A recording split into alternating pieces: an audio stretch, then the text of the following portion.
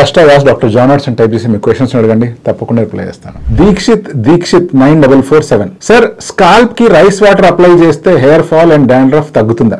Please reply sir. చాలా మంది suggest చేశారు. ఇప్పుడు ఎవరో ఒకరు వచ్చి నీకు సజెస్ట్ చేస్తారు, దారిలో పోతూ బురద పూసుకుంటే నువ్వు తెల్లగైపోతావు అని చెప్పి. వాడతావా చెప్పు? అంటే ఇవన్నీ ఎప్పుడు ఫాలో అయ్యే వాళ్ళు అంటే మనందరికీ ఎవరికి ప్రాపర్గా నాలెడ్జ్ లేనప్పుడు, మనము పెద్దవాళ్ల మాటల మీద మాత్రమే డిపెండ్ అవ్వాల్సిన అవసరం ఉన్నప్పుడు, సైంటిఫిక్ నాలెడ్జ్ ఏది అందుబాటులో లేనప్పుడు, అటువంటప్పుడు వీళ్ళు చెప్పిన మాటలు కానీ వాళ్ళు చెప్పిన మాటలు కానీ ఏమో వాడితే ఏమైనా రిజల్ట్ వస్తుందేమో అని ప్రయత్నం చేయడానికి ఇటువంటి చిట్కాలు కానీ ఏదో ఒకటి వాడేవాళ్ళు. మీరు చెప్పేది ఎలా ఉందంటే గోడ పగిలిపోతుంది అంటే దానికి పెయింట్ రాసేస్తే కవర్ అయిపోతుంది కదా అన్నట్లుంది.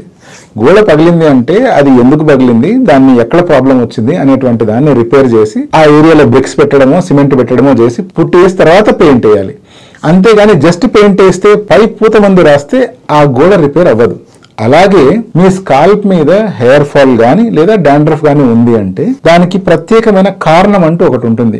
ఆ కారణంని మనం అడ్రస్ చేయనంత వరకు మీరు పైనుంచి ఎన్ని రకాల రైస్ వాటర్లు పూసినా, ఆనియన్ వాటర్లు పూసినా, లేకపోతే సున్నం పూసినా ఎటువంటి ఉపయోగం ఉండదు. ఇన్ఫ్యాక్ట్ ఇంకా నష్టం జరిగే ఛాన్సెస్ ఉండొచ్చు. సో అందుకనే మీరు చేయవలసిన పని ఏంటంటే, మీకు డాండ్రఫ్ ఉంది, డాండ్రఫ్ ట్రీట్మెంట్ ఒక ప్రాపర్ డర్మటాలజిస్ట్ దగ్గరికి వెళ్ళి తీసుకోండి. మీకు హెయిర్ ఫాల్ అవుతుంది, డర్మటాలజిస్ట్ దగ్గరికి వెళ్ళండి, ఎందుకు హెయిర్ ఫాల్ అవుతుంది కనుక్కోండి. అంతేగాని వీళ్ళొక సలహా వాళ్ళొక సలహా ఇచ్చారు అని చెప్పి గుడ్డిగా సలహాలు ఫాలో అవ్వడం ఏమాత్రం మంచిది కాదు.